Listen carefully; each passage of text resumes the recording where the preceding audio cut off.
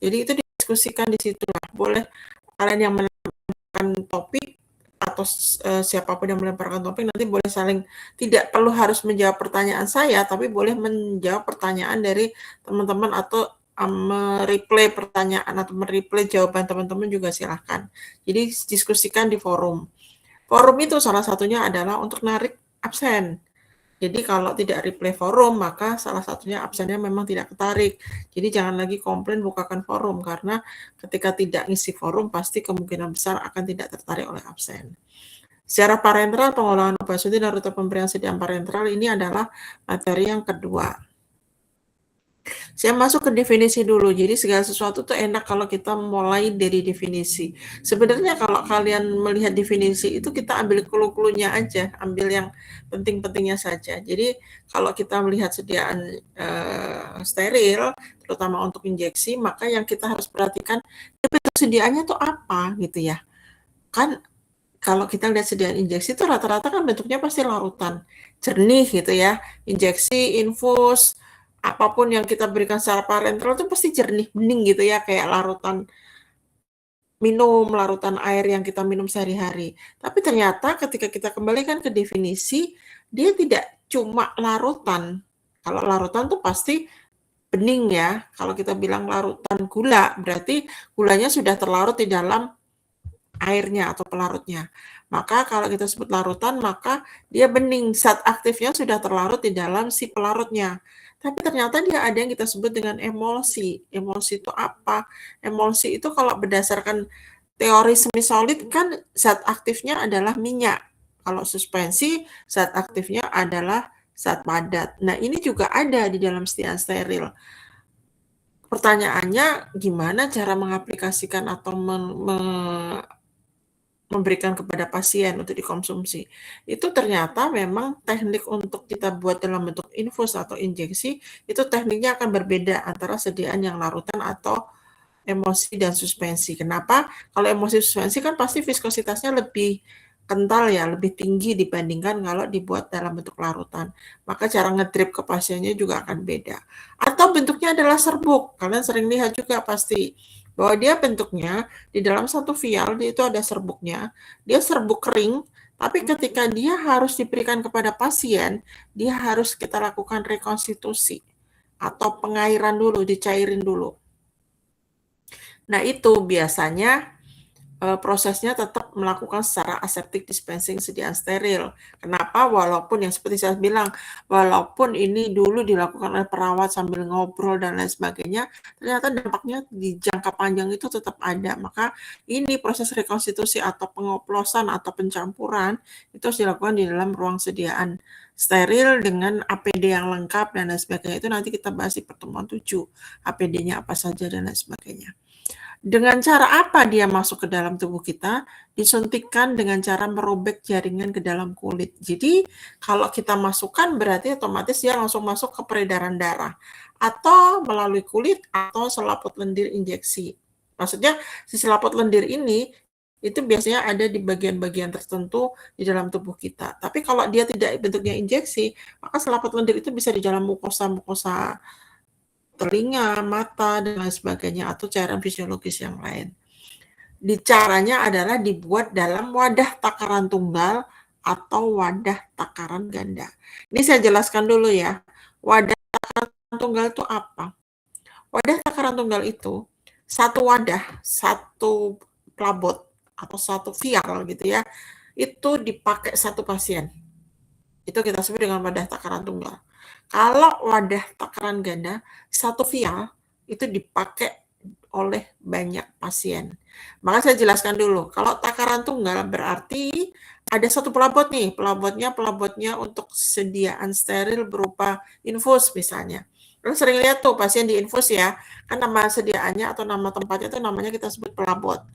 Maka yang namanya wadah takaran tunggal, satu pelabot, satu sediaan infus, itu dipakai hanya untuk satu pasien, tidak berbarengan dengan pasien yang lain.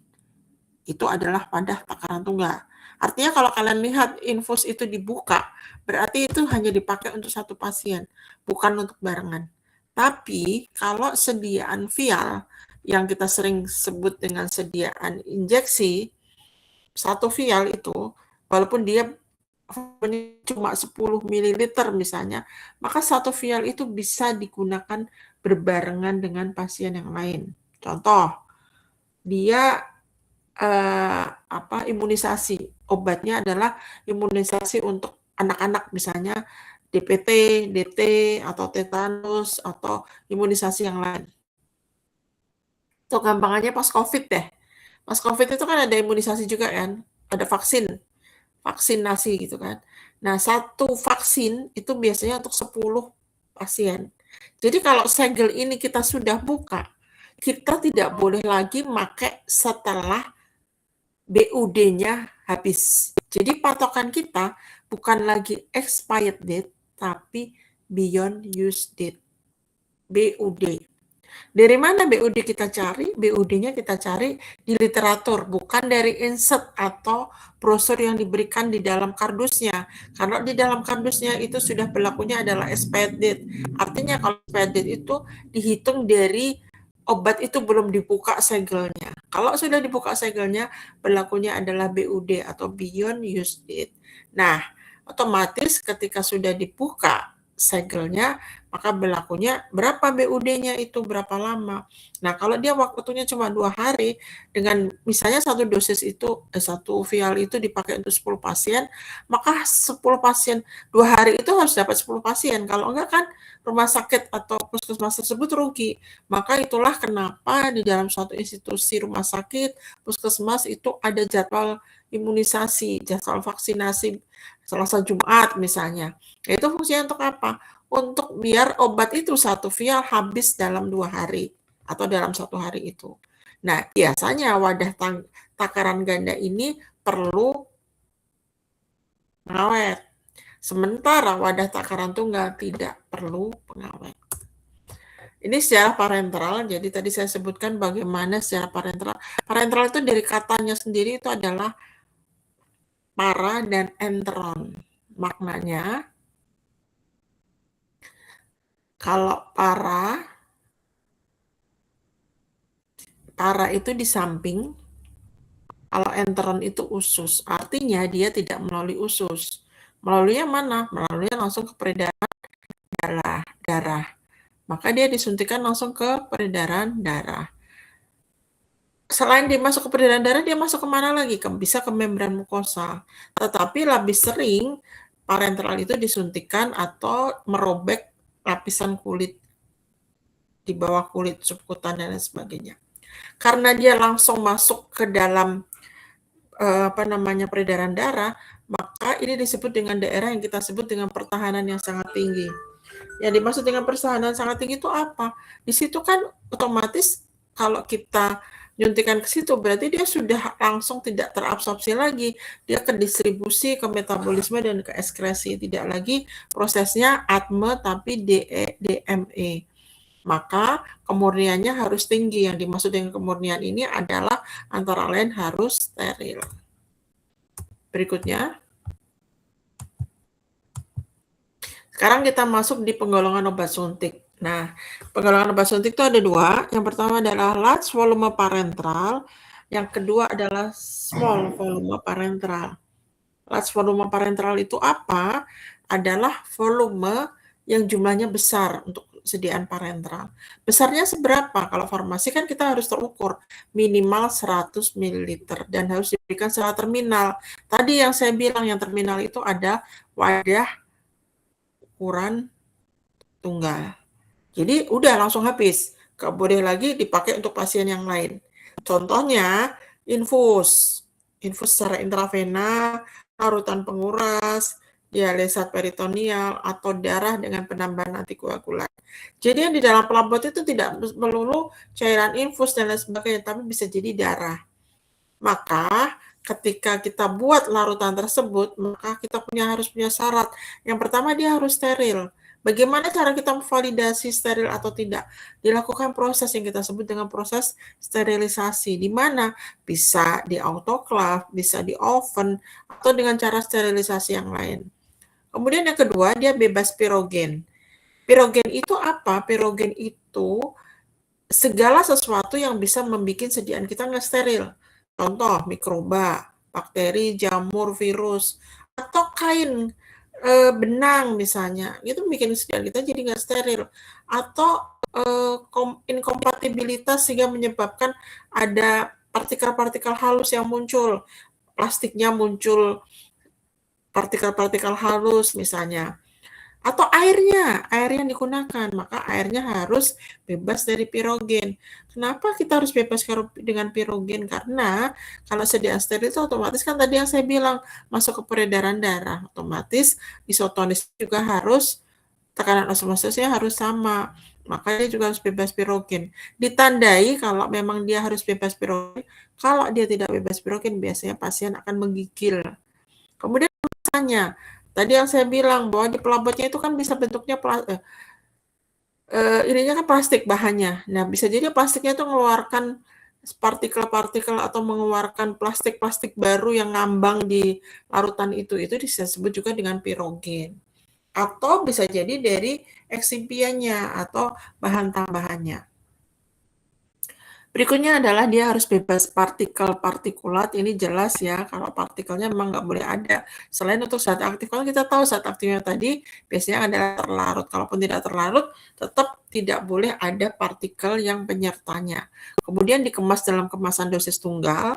Seperti saya bilang bahwa dia terminal, jadi harus habis. Karena dia dosis tunggal, maka tidak perlu pengawet. Ingat ya, LVP tidak perlu pengawet. Nah, ini adalah contoh kontaminan. Yang paling sering adalah air, yang kedua adalah kemasannya. Maka kemasan itu harus kita buat yang emang menyebabkan kompatibel, bukan yang tidak kompatibel atau inkompatibel. Kemasan itu bisa selama proses pembuatan, atau proses pengemasan, atau proses penyimpanan. Bisa jadi dalam waktu 2 bulan gitu muncul kontaminan baru misalnya. Maka itu di dalam proses penyimpanan kita juga harus awasi apakah si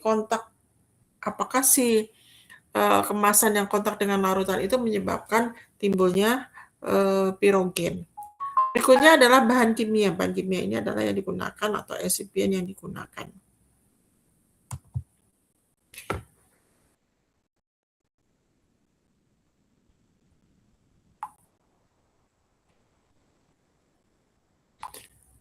Kemudian yang termasuk LVP adalah, pertama adalah nutrisi parenteral. Dari namanya kita sudah sepakat, berarti dia isinya adalah nutrisi. Yang paling sering kita sebut dengan infus gitu ya. Infus nutrisi, contoh dextrose misalnya. Itu pasien itu diberikan karena dia butuh nutrisi secara parenteral. Atau kalau di dalam rumah sakit kita sebutnya juga dengan total parenteral nutrition atau TPN. Biasanya kalau kamu menjadi tim di dalam suatu rumah sakit, biasanya kamu juga disuruh atau diajakin ngitung TPN, total parenteral nutrition, atau kita sebut dengan hyperalimentation solution. Nah, nutrisi parenteral ini biasanya digunakan untuk pasien yang tidak dapat menelan. Jadi pasien itu datang dengan posisi dia tidak bisa menelan. Gara-gara apa? Biasanya muntah yang berlebihan, kemudian diare yang berlebihan, atau memang malnutrisi gara-gara gangguan saluran gastrointestinal. Jadi kita butuh nutrisi dari luar yang dimasukkan ke dalam secara parenteral atau langsung masuk ke dalam peredaran darah. Nah, ada 2 nutrisi parenteral itu. Yang pertama adalah mensuplai semua nutrien. Biasanya kalau yang mensuplai semua nutrien itu pasiennya bisa koma, bisa tidak sadar, dan lain sebagainya. Atau sebenarnya dia sudah disuplai secara enteral. Secara mulut itu secara oral sudah disuplai. Tapi ternyata kurang. Karena apa? Tadi diare, muntah, dan lain sebagainya. Maka butuh nutrisi atau TPN dari luar. Biasanya kita sebut dengan nutrisi parenteral parsial. Jadi ada yang tadi yang total, ada yang parsial. Yang termasuk dalam LVP yang kedua, yang pertama tadi adalah TPN atau nutrisi parenteral, yang kedua adalah cairan untuk irigasi atau dialisis. Jadi kalau kalian penggemar drakor nih, cewek-cewek nih, kalian sering misalnya nonton drakor yang tentang hospital, misalnya katakanlah hospital playlist lah. Itu kan banyak adegan-adegan di dalam ruang operasi gitu ya. Nah, selama operasi itu kan digambarkan, diperlihatkan lah di drakor itu diperlihatkan prosesnya. Bahkan kalau kita nonton yang film-film yang pakai apa namanya adegan di rumah sakit itu rata-rata darah kelihatan gitu ya. Nah, itu biasanya setelah proses operasi kita harus memberikan larutan irigasi. Fungsinya untuk apa? Larutan irigasi atau larutan dialisis ini adalah untuk mencegah terjadinya infeksi atau terjadinya penyakit penyerta yang muncul gara-gara operasi tersebut. Maka biasanya cairan dialisis ini atau larutan dialisis ini biasanya ditambahkan antibiotik. Siapa yang menambahkan? Kita sebagai seorang apoteker, maka si cairan irigasi kita rekonstitusi, masukkanlah antibiotik ke situ, baru diirigasikan ke dalam luka pasca operasi. Itu yang setelah selesai operasi tapi sebelum dijahit biasanya. Itu gurin dengan larutan dialisis tersebut. Volumenya sangat gede ya, sampai 1000 ml atau 1 liter, dan dia dikemas dalam kemasan yang dapat dikosongkan secara cepat. Jadi kemasannya ketika dibuka dia harus secara cepat keluar. Ini biasanya sekali pakai juga atau dosis tunggal. Kenapa? Ya karena dia nggak boleh barengan dengan pasien yang lain. Ingat, dia harus steril. Yang kedua, dia memang sekali pakai 1 liter untuk diguyurin kepada satu pasien. Yang kedua tadi LVP yang pertama, yang kedua sekarang SVP atau small volume parenteral. Ini tipe produk parenteral untuk biasanya paling sering adalah injeksi. Jadi kalau kalian lihat injeksi, maka kebanyakan injeksi itu adalah SVP. Kenapa? Karena volumenya hanya di bawah 100 ml. Walaupun nanti akan ketemu injeksi yang besarannya gede gitu ya. Tapi kebanyakan injeksi itu adalah di angka kurang dari 100 ml. Atau aplikasinya bisa berupa sediaan topikal optalmik, tetes mata, tetes telinga, tetes hidung, salep mata gitu, itu masuk ke SVP. Rute pemberiannya macam-macam. Bisa intravena, intramuskular, subkutan itu untuk rute primer. Ini yang nanti saya akan jadikan pertanyaan di forum, silakan didiskusikan. Ada rute sekunder. Sekunder itu berarti dia targetingnya hanya di daerah-daerah tertentu saja. Misalnya intraperitoneal, berarti di perut. Intraarterial, berarti di arteri. Intrakardiak, berarti di daerah jantung dan lain sebagainya. Sesuai targetnya mereka, itu rute sekunder. Nah, biasanya SVP ini bahan aktifnya selalu bahan aktifnya selalu larut air. Nah, tapi kadang-kadang ada juga yang tidak air, tapi paling sering pelarutnya adalah air. Kemasan dan penutup kemasannya harus disesuaikan dengan kondisi SVP. Nah, formulasi sediaan SVP itu syarat-syaratnya mirip dengan sediaan-sediaan yang lain.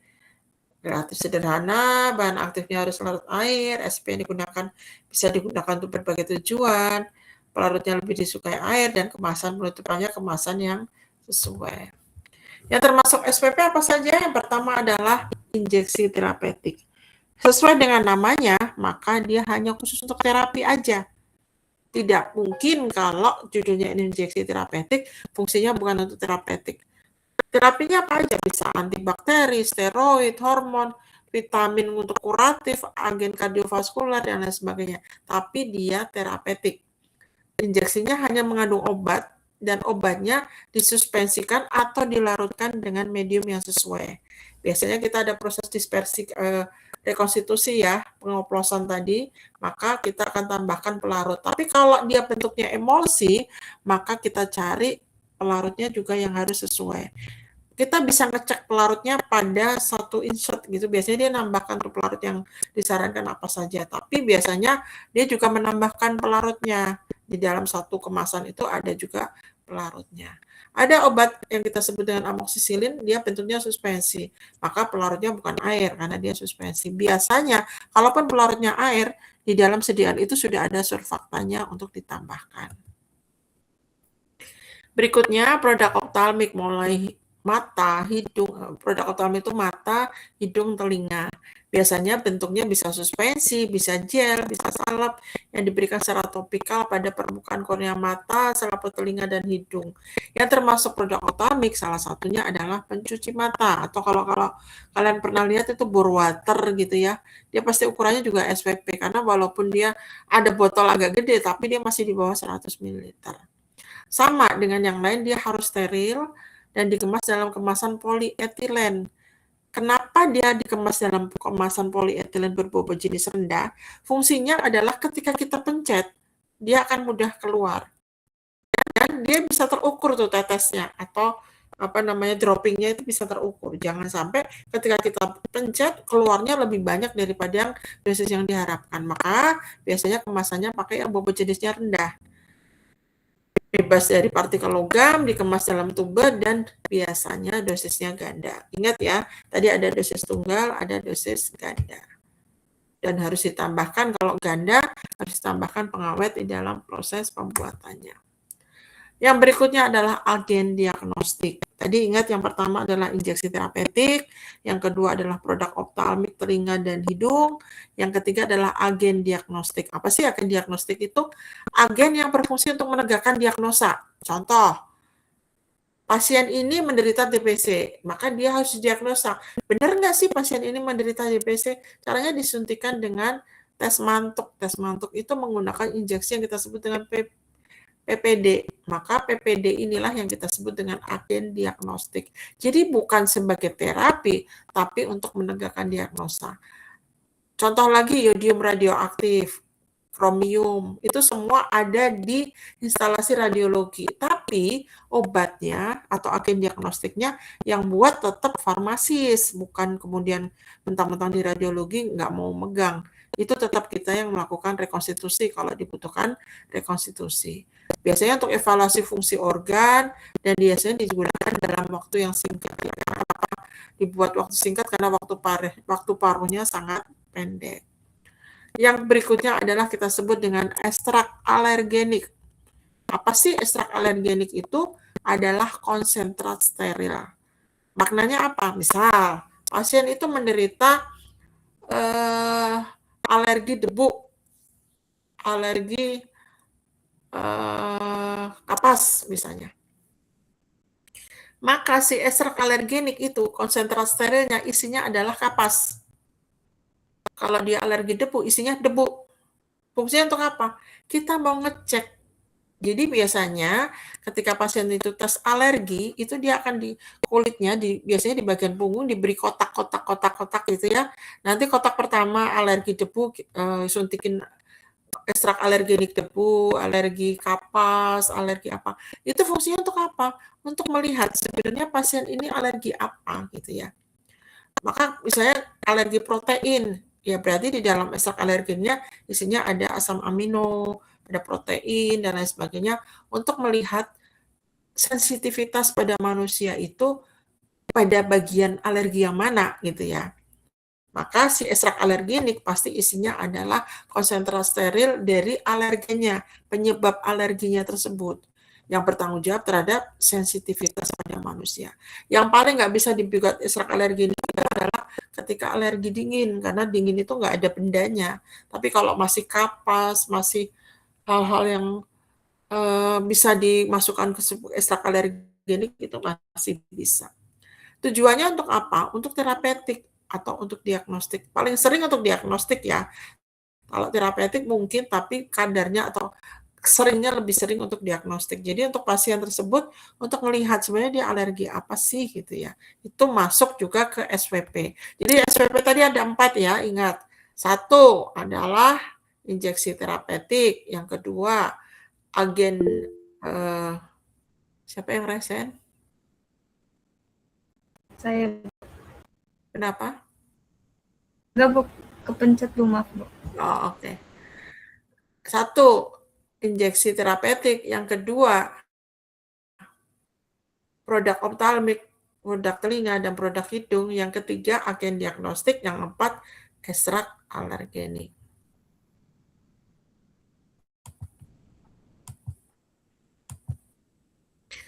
Nah, sekarang kita masuk ke berikutnya adalah tentang sediaan parentral. Apa sih syaratnya? Pertama adalah pasti steril, diberikan rute pemberian maka dia harus sesuai dengan rutenya. Kalau diberikan secara intramuskular maka seluruh obat akan berada di tempat tersebut, dan biasanya kalau kita harus cek dulu dia lipofilik maupun hidrofilik. secara hidrofilik, maka kita harus cari pelarut yang hidrofilik. Kalau lipofilik ya lipofilik. Tetapi dua-duanya harus dapat diterima dalam jaringan otot baik secara fisik maupun secara kimia. Bentuk sediaan larutan suspensi, emulsi juga dapat diterima lewat intramuskular. Begitu juga pembawanya, misalnya bukan air juga masih bisa. Yang membedakan apabila berupa larutan air, maka harus diperhatikan pH dari larutan tersebut. Oke, sampai di sini sudah saya berikan semua untuk materi hari ini. Ada yang mau ditanyakan terkait materi hari ini?